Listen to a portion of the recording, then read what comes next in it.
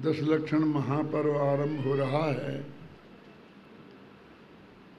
दुनिया में और जितने भी पर्व हैं उनका संबंध इस जगत में खाने और खेलने से जोड़ा जाता है। होली पर क्या खेला जाता है, क्या खाया जाता है, दिवाली पर क्या खेलते हैं, क्या खाते हैं, रक्षाबंधन पर, इस हर एक पर्व के साथ खाना और खेलना जुड़ा हुआ है। लेकिन जैन दर्शन के अष्टांग का और दशलक्षण महापर्व, इनका संबंध खाने और खेलने से नहीं, खाना और खेलना त्यागने से है। इसलिए ये पर्व नहीं महापर्व हैं। पर्व दो प्रकार के होते हैं। एक तो कोई व्यक्तियों से संबंधित होते हैं और कुछ पर्व घटनाओं से संबंधित होते हैं। जैसे महावीर जयंती भगवान महावीर के जन्मदिन से संबंधित है। रामनवमी राम के जन्मदिन से संबंधित है। और रक्षाबंधन एक घटना घटी थी उससे संबंधित है। होली वो भी एक घटना घटी थी उससे संबंधित है। जो घटना और व्यक्तियों से संबंधित पर्व अनादि अनंत नहीं हो सकते। क्यों? कि घटना कोई अनादि की नहीं होती, नई घटती है, और व्यक्ति भी नए पैदा होते हैं। दशलक्षण महापर्व ना तो किसी व्यक्ति से संबंधित है और ना किसी घटना से। ये तो आत्मा के निर्मल परिणामों से संबंधित है। इसलिए ना इसकी आदि है और ना इसका अंत है।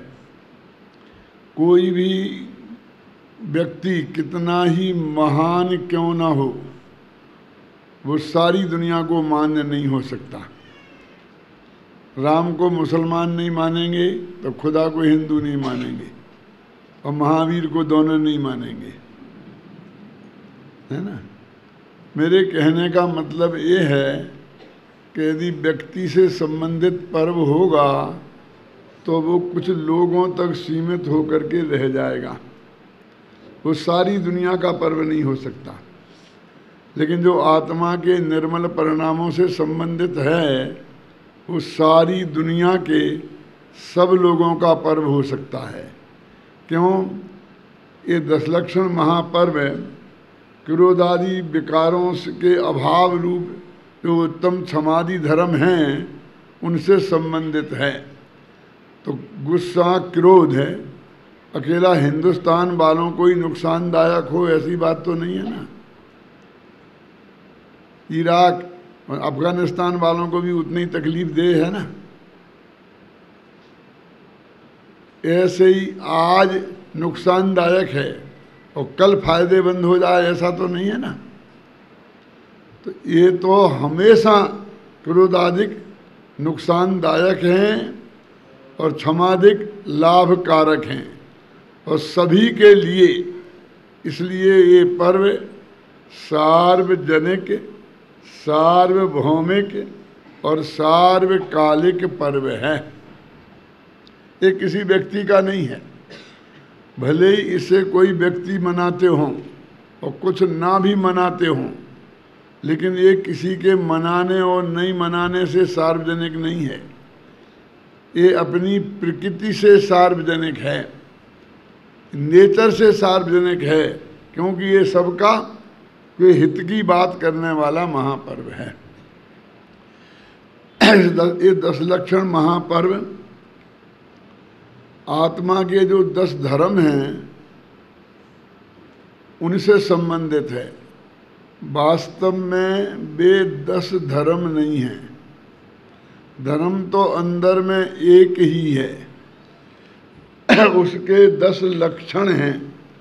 जैसे डॉक्टर लोग कहते हैं ना कि बीमारी के इतने लक्षण हैं, है ना। ऐसे ही अंदर में धर्म पैदा हुआ हो तो उसके कैसे लक्षण प्रकट होंगे जिससे आप पहचान सकें कि ये असली धर्म अंदर में प्रकट हुआ है। ख्याल में ना। इसलिए मैंने अपनी किताब का नाम रखा धर्म के 10 लक्षण। लक्षण माने परिभाषाएं नहीं, लक्षण माने जो कोई बीमारी होती है तो उसके बाहर के लक्षण दिखते हैं ना, उससे हम पहचान सकें, पहचान के वे चिन्ह जिससे असली धर्म का स्वरूप समझा जा सके। तो ये आत्मा के भावों से संबंधित होने के कारण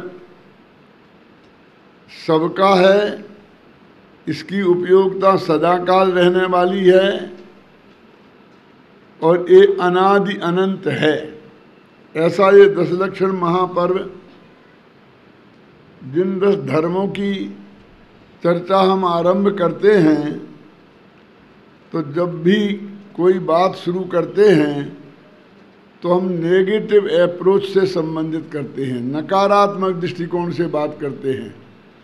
क्रोध नहीं करना, मान नहीं करना, माया नहीं करना, छल कपट नहीं करना, लोभ नहीं करना, हिंसा नहीं करना, झूठ नहीं बोलना, चोरी नहीं करना, परिग्रह नहीं जोड़ना।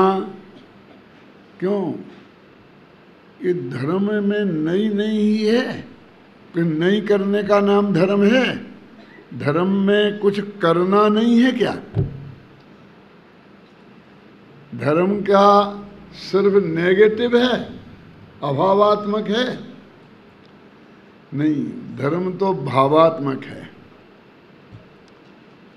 वास्तव में ये क्रोध नहीं करने का धर्म नहीं है, ये क्षमा धारण करने वाला धर्म है।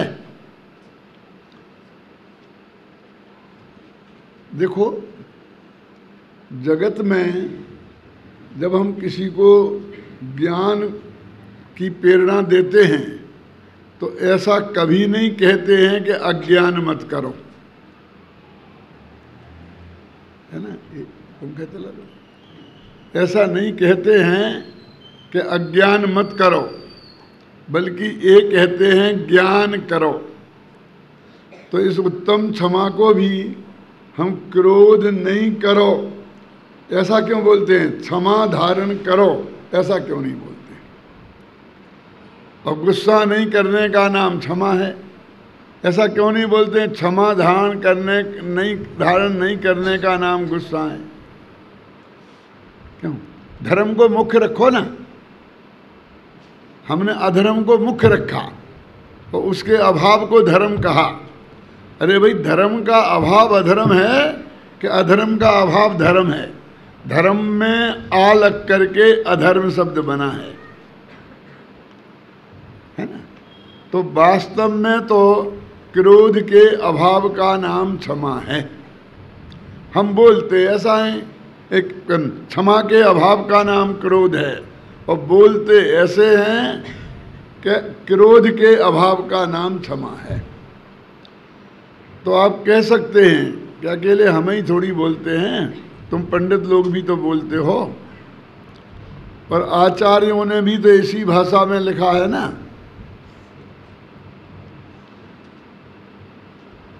तो ये उत्तर देते हैं कि आचार्यों के सामने भी एक समस्या थी कि सामने वाले क्रोध से जितनी भली भांति परिचित हैं, क्षमा से नहीं है। अभिमान से जितना परिचित हैं, मार्दव से नहीं है, नाम ही नहीं सुना। छल कपट से जितना परिचित हैं, आर्जव से नहीं है, आर्जव का नाम ही नहीं सुना। तो एक नियम है दुनिया का कि ज्ञात से अज्ञात की ओर जाते हैं। जो वस्तु ज्ञात होती है, सबको मालूम होती है, उससे हम जो मालूम नहीं होती है उसकी तरफ जाते हैं। आप मेरे से पूछें कि टोडरमल स्मारक से गांधी स्टैचू कितनी दूर है, तो मैं आपको क्या बताऊं फिर? तो मैं कहूँगा कि आपके मंदिर से नेहरू पुतला जितनी दूर है उतनी दूर। क्यों? तो आपने ऐसा क्यों नहीं बोला कि जितना नेहरू पुतला यहाँ से दूर है उतना वो है? अरे भाई, आपको नेहरू पुतला की दूरी मालूम है, रोजाना आप चलते फिरते हैं, और वो आपने अभी जानी नहीं है। तो जो ज्ञात से अज्ञात की तरफ जाते हैं, क्रोध आदि विकारों से न केवल हम परिचित हैं, भरपूर करते भी हैं, उसके तो हम सब चक्रवर्ती हैं। कोई कमी है किसी में? तो इसलिए आचार्यों ने हमें प्रसिद्ध जो बात है जगत को, उसके जरिए ये बात समझाई। हमारे घरों में भाषा बालकों की चलती है और भाव माँ बाप का चलता है। आप कहेंगे क्या बात कर रहे हैं आप जब अपने 5 वर्ष के बेटे से कहते हैं कि मम्मी को बुलाना, तो वो किसकी मम्मी को बुलाता है, तुम्हारी कि अपनी? हैं? और हम भी किसको बुलाना चाहते हैं? जब उससे कहते हैं मम्मी को बुलाना, तो हम अपनी पत्नी को बुलाना चाहते हैं। और जब हम कहते हैं कि दादी को बुलाना, हम ना, तब वो हम अपनी पत्नी को बुलाना चाहते हैं। मेरे कहने का अर्थ ये है कि बच्चों की भाषा में ही घर में बात चलती है। बच्चों के मामा को हम भी मामा कहने लगते हैं, होता कि नहीं होता है? लेकिन भाषा भले ही बच्चों की चले, लेकिन भाव हमेशा बड़ों का चलता है। भाषाओं पर श्रोताओं का अधिकार है, लेकिन भाव पर वक्ता का अधिकार है। हम जो समझाना चाहते हैं उसे हमें आपकी भाषा में समझाना पड़ेगा, अन्यथा आपकी समझ में नहीं आएगा। समय सार में लिखा ना, अनारी भाषा के बिना समझा न सकें अनारी को, है ना? ऐसे ही, लेकिन समझाना तो वो चीज है जो हम आपको समझाना चाहते हैं। तो भाव होता है वक्ता का और भाषा होती है श्रोताओं की। तो उनकी तरफ से हमें बात करना पड़ती है। तो इसलिए आचार्यों ने हमें क्रोधादि के माध्यम से उत्तम क्षमादि को समझाया। ये तो समझने समझाने की बात हुई, होने जाने की बात नहीं है ना? क्षमा आत्मा का स्वभाव है, और वस्तु स्वभावो धम्मो, वस्तु के स्वभाव को धर्म कहते हैं। इस हिसाब से क्षमा आत्मा का स्वभाव है। लेकिन क्षमा स्वभावी आत्मा के आश्रय से जो क्रोध के अभाव रूप पर्याय प्रकट होती है, उसे भी क्षमा कहते हैं। मूल क्षमा तो कौन हुआ? वो स्वभाव। और स्वभाव के आश्रय से जो क्रोध के अभाव रूप पर्याय प्रकट हुई, तो उसको भी क्षमा नाम का धर्म बोलते हैं। और उसके साथ में जो उत्तम शब्द लगा है ना, उत्तम क्षमा, वो बढ़िया और अच्छी और बुरी क्षमा क्या होती है? कहते हैं सम्यक दर्शन की सत्ता का सूचक है। सम्यक दृष्टि की क्षमा ही वास्तव में उत्तम क्षमा है। क्यों? क्योंकि उसकी क्षमा वो विवेक पूर्वक हुई है, और अज्ञानी की क्षमा वो लौकिक लाभ की दृष्टि से और विकल्पों की दृष्टि से होती है। देखिए, मैं यहाँ प्रवचन कर रहा हूँ और इतने में एक आदमी खड़ा होकर अनाप शनाप बात करने लगे। कुछ थोड़ा हम उसे रोकें तो गालियाँ बकने लगे, फिर क्या होगा? हम सब शांत रहेंगे, पंडित जी भी शांत रहेंगे। क्यों? उनके पास तो स्पीकर है, उससे बढ़िया जवाब दे सकते हैं। गालियां देना किसे नहीं आता है? कहीं सीखने जाना पड़ता है, उसमें MA PhD करना पड़ता है, दे सकते हैं ना। यदि वो गाली नहीं देते हैं तो क्या सोच के नहीं दे रहे कि अभी मैं कुछ बोलूँगा, गुस्सा करूँगा तो सब लोग कहेंगे कि कैसे पंडित जी हैं, और मेरी बदनामी होगी, है ना। और यदि मैं शांत रहूँगा तो मेरा कुछ बिगड़ने वाला नहीं है। सब लोग कहेंगे देखो उसने कितनी कितनी गालियाँ बकी, लेकिन इनके चेहरे पर एक रेखा तक नहीं खिंची, बिल्कुल शांत मुस्कुराते रहे। यदि मैं इस भावना से शांत रहूं और मुस्कुराता रहूं तो वो क्षमा नाम का धर्म नहीं होगा। समझ में ना। लेकिन मैं ये सोचूं कि भाई ये तो बेचारा क्रोध की अग्नि में जल रहा है, इसलिए ये सारी बातें निकल रही हैं, इसके कहने से मैं थोड़ी कुछ हो जाऊंगा, मैं तो जैसा हूं वैसा ही हूं। यदि मेरे में खराबी आए तो मुझे चिंता करना चाहिए, ख्याल में है ना। तो वो होगा धर्म, क्योंकि मैंने तत्व के चिंतन के आधार पर क्रोध नहीं किया। क्रोध मेरा स्वभाव नहीं है। जगत के जीव तो जगत की परिणति वाले होंगे, सभी मेरे ही मान्यता जैसे हो जाएं ये कोई जरूरी नहीं है। इस जगत में भगवान महावीर को भी गालियां देने वाले मिलते हैं, मैं कौन से खेत की मूली हूं? क्यों? ऐसा तत्व ज्ञान का विचार करके विचार करें तो वो क्षमा होगी। क्षमा का आधार क्या है, इसके आधार पर वो हमें निर्णय करना पड़ेगा। देखो भाई साहब, जब क्रोध के अभाव का नाम ही क्षमा है तो एक दफे हमें क्रोध को समझ लेना चाहिए कि ये क्रोध क्या चीज है। कि साहब हम क्रोध भी नहीं समझते, हमने तो आपको उत्तम क्षमा समझाने के लिए बुलाया है और आप हमें क्रोध समझाने लगे। कि भाई साहब हम तो क्रोध रोजाना करते भी हैं और आप कहते हो आप हमें क्रोध समझाएंगे। भाई साहब सच्ची बात यह है कि यदि हम गहराई में जाके देखें तो क्रोध भले ही करते हों, लेकिन क्रोध का वास्तविक स्वरूप क्या है हम ये नहीं समझते। क्रोध कई रूपों में व्यक्त होता है, जिन रूपों को हम क्रोध मानना को तैयार ही नहीं होते हैं। बैर क्रोध का एक ऐसा ही रूप है जिसे सारी दुनिया क्रोध मानने को तैयार नहीं है। तो क्रोध और बैर में अंतर क्या है, इस बात को आचार्य रामचंद्र शुक्ल हिंदी साहित्य के बहुत बड़े विद्वान हुए हैं, नाम सुना कभी?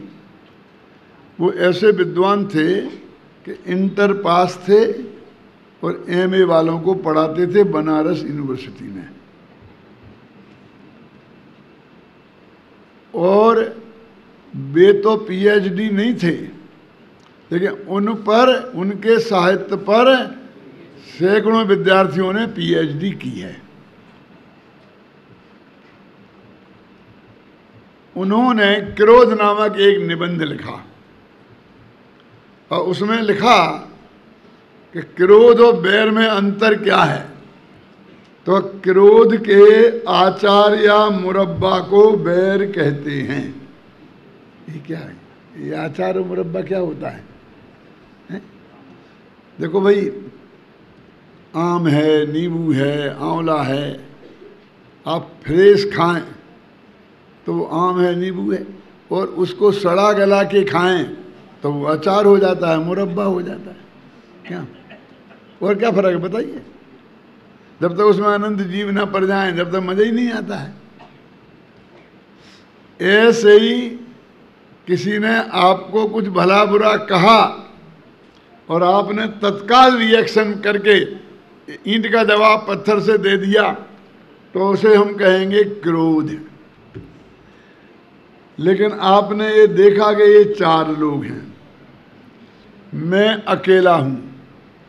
यदि मैंने अभी कुछ गड़बड़ की तो अभी तो इसने गालियां बकी हैं, अब पिटाई भी हो सकती है।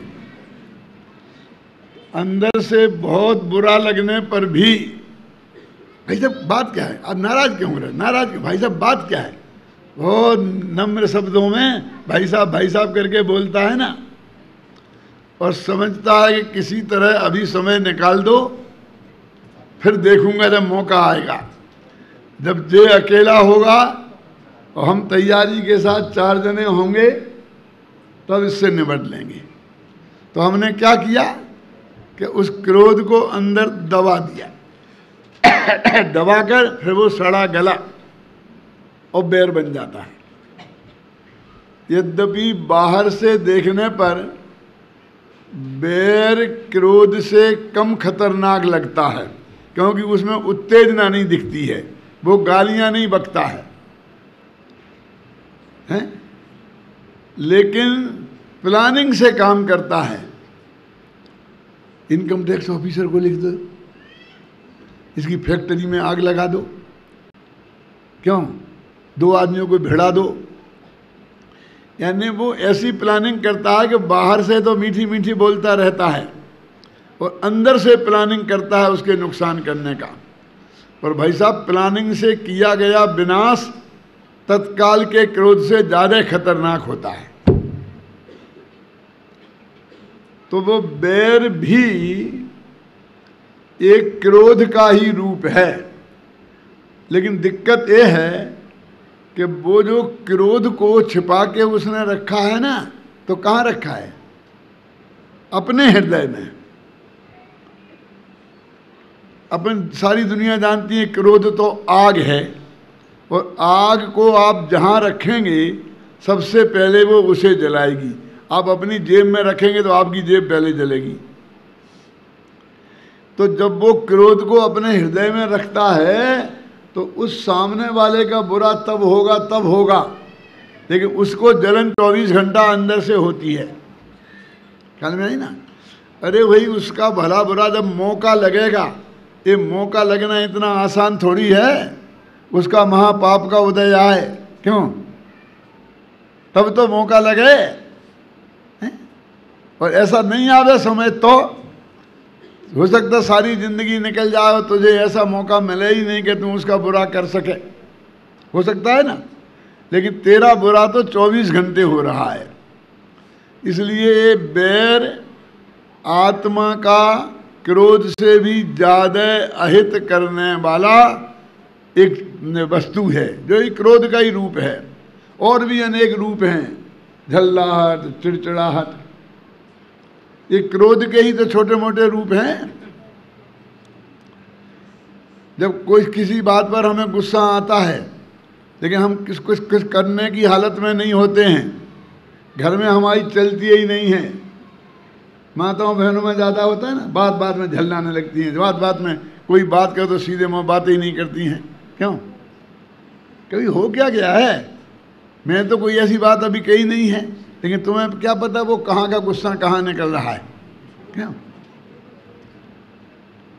बुढ़े लोगों में चिड़चिड़ाहट, चिड़चिड़े हो जाते हैं ना, तो उसका क्या मतलब, वो क्रोध का ही एक रूप है।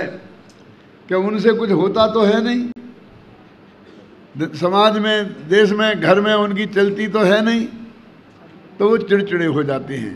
तो अब आप देखिए क्रोध कितने कितने रूपों में हमारे अंदर विद्यमान है, उसकी हमने सही पकड़ नहीं कर पाई तो उसे हम निकालेंगे कैसे। यद्यपि हमारे पूजनकार ने तो बहुत बड़ी बड़ी बातें की हैं, है ना, आता ना, पूजन करेंगे आप रोजाना तो उसमें आता ना, गाली सुनने मन खेद नयानो। क्या अर्थ है इसका, कि सामने वाला गाली देवे तो तुम्हारे मन में भी खेद नहीं होना चाहिए। माने कहते हम तो उन लोगों में से हैं कि ईंट का जवाब पत्थर से देना जानते हैं। उसके मुंह से गाली निकलेगी तो हम ये हालत कर देंगे कि दोबारा वो गाली देने लायक रहेगा ही नहीं। बोलते कि नहीं बोलते? आचार्य कहते हैं कि उसका नाम उत्तम क्षमा नहीं है। वो गाली देवे तो गाली के बदले में हम उसे चांटा मारें तो एक काया की विकृति है, समझे ना। और गाली सुनकर गाली देवें तो ये वचन की विकृति है। और गाली सुनकर मन में खेद लावें तो ये मन की विकृति है। वो कहते हैं कि सामने वाले ने गाली दी तो तेरे बदले में चांटा भी नहीं मारना, गाली का जवाब गाली से भी नहीं देना, और मन में भी खेद खिन्न नहीं होना, इसका नाम उत्तम क्षमा है। ख्याल में है ना? अंतर है ना। गाली सुने मन खेद न आने। ऐसे तो बहुत लोग हैं कि जिन्हें गालियां देने वाले हैं और वे ताकतवर हैं, ख्याल में है ना, तो चुप रहते हैं, कुछ भी रिएक्शन नहीं लेते हैं, लेकिन मन में तो खेद खिन्न हो जाते हैं ना। लेकिन मन में भी खेद खिन्न नहीं होना, ये क्रोधी की एक विचित्र प्रकृति है। अब ना क्रोधी को अंधा कहा जाता, क्रोधांध कहा जाता ना। क्यों कहा जाता? क्योंकि इसकी आदत दूसरों की तरफ देखना ही होता है, उसे अपनी गलती कभी समझ में आती ही नहीं। अभी एक कांच का गिलास रखा था, वो सेठ जी की पैर की ठोकर से फूट गया, तो सेठ जी चिल्लाते हैं किस नालायक ने यहाँ गिलास रखा था।